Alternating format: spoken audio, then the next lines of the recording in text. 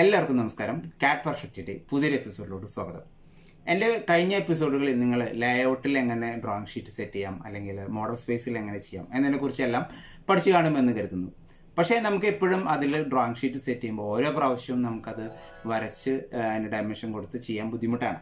അപ്പോൾ അതിന് വേണ്ടിയിട്ട് നമുക്ക് എല്ലാ സൈസ് ഓഫ് ഷീറ്റ്സും, അതായത് A4, A3, A2, A1, A0 ഈ ഷീറ്റുകളുടെ എല്ലാം ഒരു ടെംപ്ലേറ്റ്സ് നമുക്ക് ക്രിയേറ്റ് ചെയ്ത് വെക്കാൻ സാധിക്കും. അങ്ങനെ ആകുമ്പോൾ ഓരോ പ്രാവശ്യം ഇൻസെർട്ട് ചെയ്ത്, അതൊരു ഡബിൾ ബ്ലോക്കായിട്ടാണ് നമ്മൾ ചെയ്യുന്നത്. അത് ഓരോ പ്രാവശ്യവും നമുക്ക് ഇൻസെർട്ട് ചെയ്യാൻ വളരെ ഈസി ആയിരിക്കും ഓരോ ഡ്രോയിങ് സെറ്റ് ചെയ്യുമ്പോഴും. അതിനായിട്ട് നമുക്ക് കമ്പ്യൂട്ടർ സ്ക്രീനിലോട്ട് പോകാം. അതിനു മുന്നേ നിങ്ങൾ ആദ്യമായാണ് എൻ്റെ ചാനൽ കാണുന്നതെങ്കിൽ സബ്സ്ക്രൈബ് ചെയ്യാൻ മറക്കരുത്, ആ ബെൽ ബട്ടൺ എനേബിൾ ചെയ്യാനും. അപ്പോൾ നമുക്ക് കമ്പ്യൂട്ടർ സ്ക്രീനിൽ കാണാം.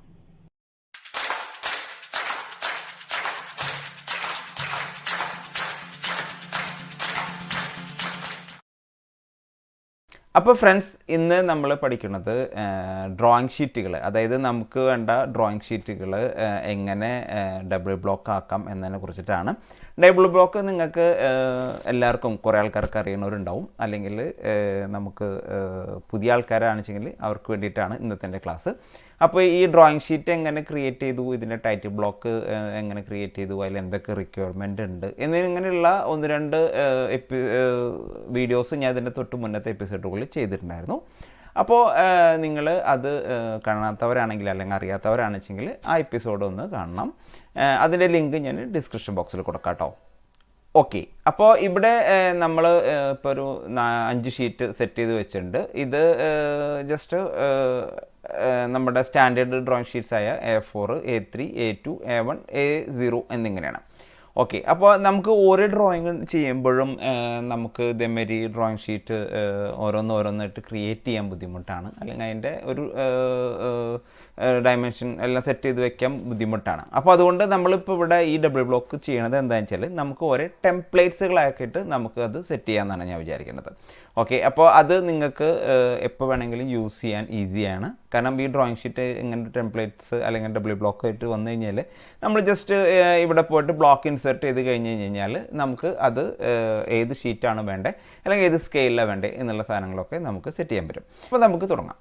ഓക്കെ, ഇത് ഞാൻ ആദ്യമേ പറയട്ടെ, ഞാനിതെല്ലാം മില്ലിമീറ്ററിലാണ് വരച്ചുള്ളത്. അപ്പോൾ നിങ്ങളെല്ലാം യൂണിറ്റ് സെറ്റ് ചെയ്തിട്ടായിരിക്കും ഡ്രോയിങ് ചിലപ്പോൾ തുടങ്ങിയിട്ടുണ്ടാവും.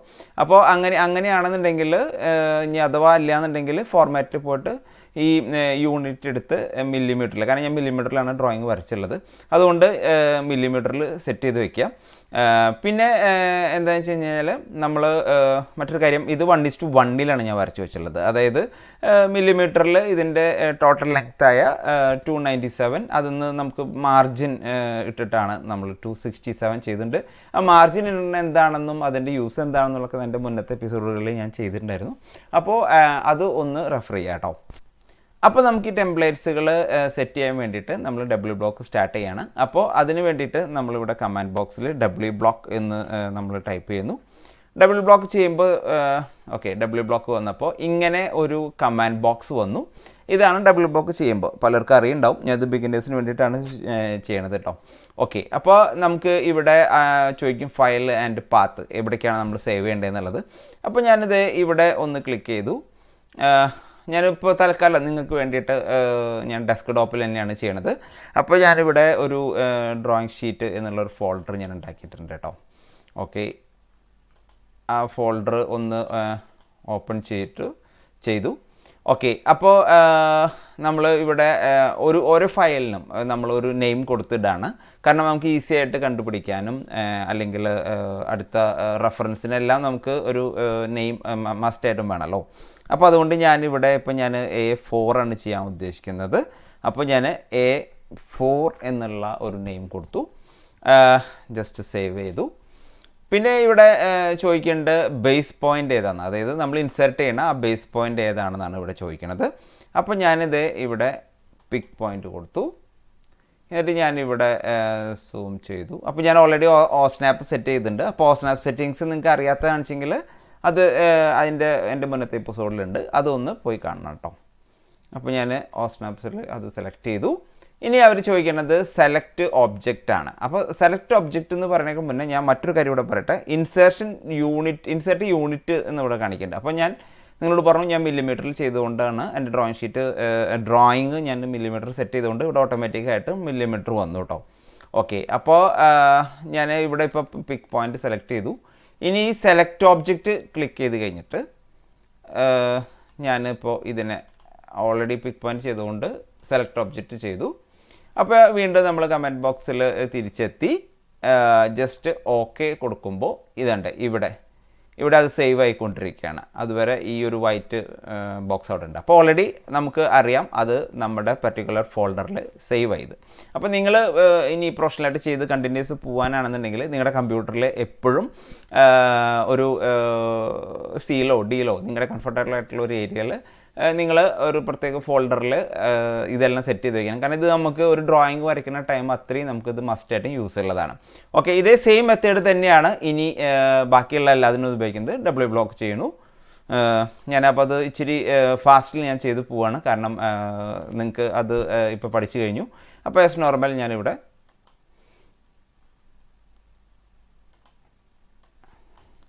A3 കൊടുത്തു. ഓക്കെ, പിക്ക് പോയിൻ്റ് ഞാൻ സെലക്ട് ചെയ്തു. പിക്ക് പോയിൻ്റ് ഞാനിവിടെ കൊടുത്തു. സെലക്ട് ഒബ്ജക്റ്റ് കൊടുത്തു. ഓക്കെ, എൻ്റർ കൊടുത്തു. വീണ്ടും ഈ ടൈറ്റിൽ ബ്ലോക്ക് അല്ല ഈ കമൻറ്റ് ബോക്സിൽ തന്നെ തിരിച്ചെത്തി ഓക്കെ കൊടുക്കുന്നു. വീണ്ടും ഡബിൾ ബ്ലോക്ക് ആവണം.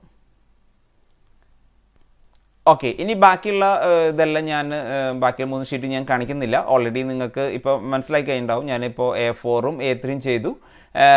അത് ഇപ്പോൾ നിങ്ങൾക്ക് ബാക്കിയുള്ളതെല്ലാം നിങ്ങൾക്ക് ചെയ്ത് നോക്കാവുന്നതുള്ളൂ. ഓക്കെ, അപ്പോൾ നമുക്ക് ഓൾറെഡി നമ്മൾ ടെംപ്ലേറ്റ് ക്രിയേറ്റ് ചെയ്ത് കഴിഞ്ഞു. ഇനി നമുക്ക് അത് എങ്ങനെ ഇൻസെർട്ട് ചെയ്യണമെന്ന് നോക്കാം.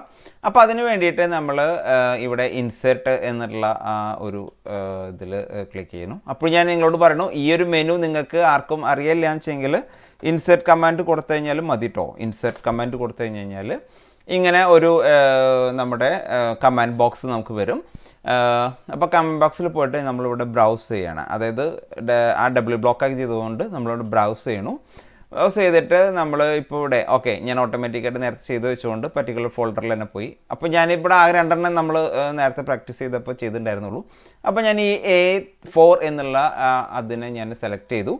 അപ്പോൾ ഇവിടെ സെലക്റ്റായി ഓപ്പൺ കൊടുത്തു. അപ്പോൾ ഇനി ഇവിടെ കുറച്ച് കാര്യങ്ങൾ ശ്രദ്ധിക്കേണ്ടതെന്ന് വെച്ച് കഴിഞ്ഞാൽ insertion point specified on screen അത് നമ്മൾ ടിക്ക് ചെയ്യണം ബെറ്റർ. അല്ലെങ്കിൽ വെച്ചാൽ ഇത് XYZ 0 പോയിന്റിൽ ചെന്നിട്ടായിരിക്കും നമ്മൾ ചെയ്യണത്. പക്ഷേ നമുക്ക് അത് ഓട്ടോമാറ്റിക് ഇൻസെർട്ട് ആവണത്. പക്ഷേ നമുക്ക് എന്താണെന്ന് വെച്ച് കഴിഞ്ഞാൽ നമുക്ക് ഓൾറെഡി ഒരു പർട്ടിക്കുലർ പോയിന്റിലായിരിക്കും നമ്മൾ ഡ്രോയിങ് നിൽക്കുന്നത്. അപ്പോൾ അവിടെ നിന്നാണ് നമുക്ക് ഇത് ഇൻസെർട്ട് ചെയ്യേണ്ടത് ഈ ടെംപ്ലേറ്റ്സ്. അപ്പോൾ അതുകൊണ്ട് സ്പെസിഫൈഡ് ഓൺ ദ സ്ക്രീൻ, അതുപോലെ സ്കെയിലും സ്പെസിഫൈഡ് ഓൺ ദ സ്ക്രീൻ ചെയ്യുക. റൊട്ടേഷൻ ഓക്കെ ആവശ്യമില്ല, അതും നമ്മൾ ഓട്ടോമാറ്റിക്കായിട്ട് എൻ്റർ ചെയ്ത് കൊടുത്തു കഴിഞ്ഞാൽ നമുക്ക് വരാൻ പറ്റും.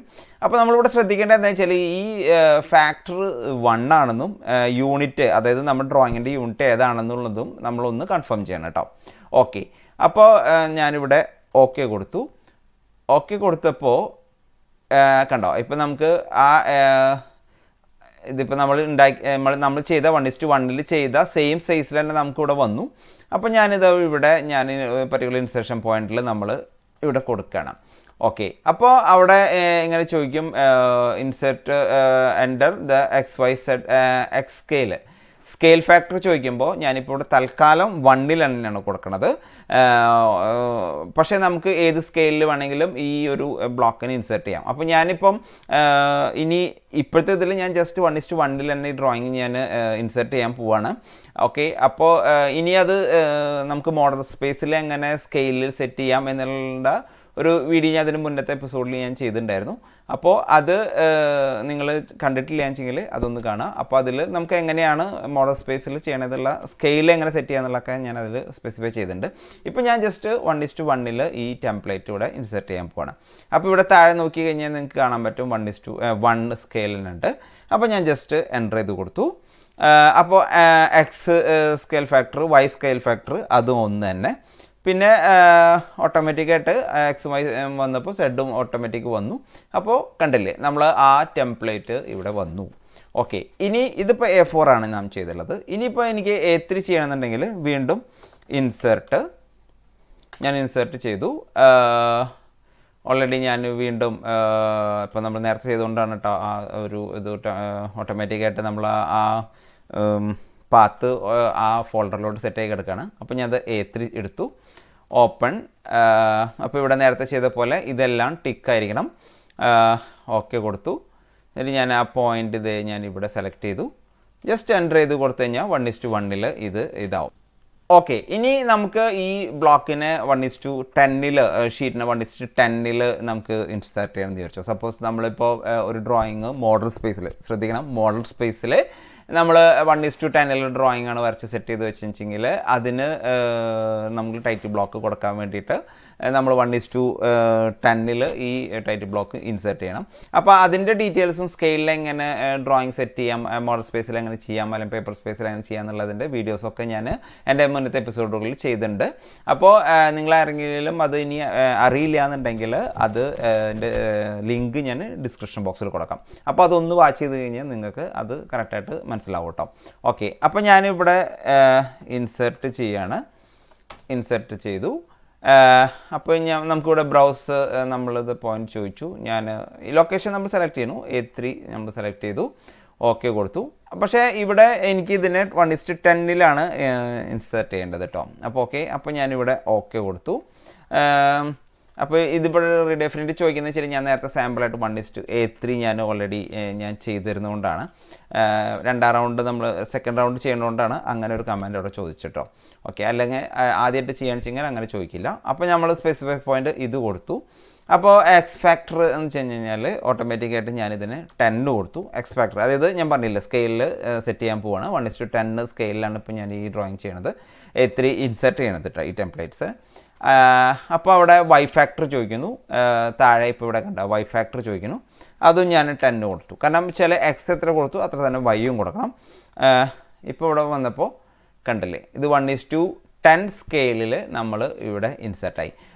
അത് ഇത്രയേ ഉള്ളൂ ഡബിൾ ബ്ലോക്കിൻ്റെ ടെംപ്ലേറ്റ്സുകൾ ഇൻസെർട്ട് ചെയ്യുന്നത്. നേരത്തെ നമ്മൾ 1:1 ചെയ്തുകൊണ്ടാണ് ഇത്രയും സ്മോളായിട്ട് വന്നത്. അതായത് നമ്മൾ ഡബിൾ ബ്ലോക്ക് ഉണ്ടാക്കി അതിനെ ഇൻസെർട്ട് ചെയ്യണത് 1:10 ആയതുകൊണ്ട് ഈ ഒരു സൈസ് വന്നു. ഇതേപോലെ തന്നെ നമ്മൾ 1:100 വേണം ചെയ്യാം. ഏതാണെന്ന് വെച്ചെങ്കിൽ ആ സ്കെയിൽ ഫാക്ടർ അവിടെ സെറ്റ് ചെയ്ത് കൊടുത്താൽ മതി. അപ്പോൾ ഇത്രയേ ഉള്ളൂ. ഇത്ര സിമ്പിളാണ് നമ്മൾ ഓരോ ടെംപ്ലേറ്റ്സ് ക്രിയേറ്റ് ചെയ്യണതും ആ ടെംപ്ലേറ്റ്സ് ഇൻസെർട്ട് ചെയ്യണതും നമ്മുടെ ഡ്രോയിങ്ങിലോട്ട് ഇൻസെർട്ട് ചെയ്യണതും ഇത്രയും സിമ്പിളാണ്.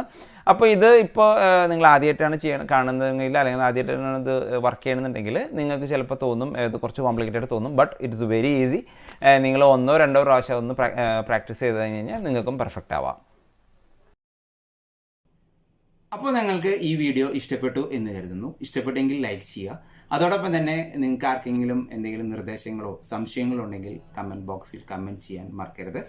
മറ്റൊരു കാര്യം ഞാൻ മുന്നേ ഓർമ്മിപ്പിച്ച് തന്നെ, നിങ്ങൾ ആദ്യമായാണ് എൻ്റെ ചാനൽ കാണുന്നുണ്ടെങ്കിൽ അത് സബ്സ്ക്രൈബ് ചെയ്യാൻ മറക്കരുത്, ആ ബെൽ ബട്ടൺ എനേബിൾ ചെയ്യാനും. അപ്പോൾ മറ്റൊരു വീഡിയോ ആയിട്ട് വരുന്നതുവരേക്കും ബൈ.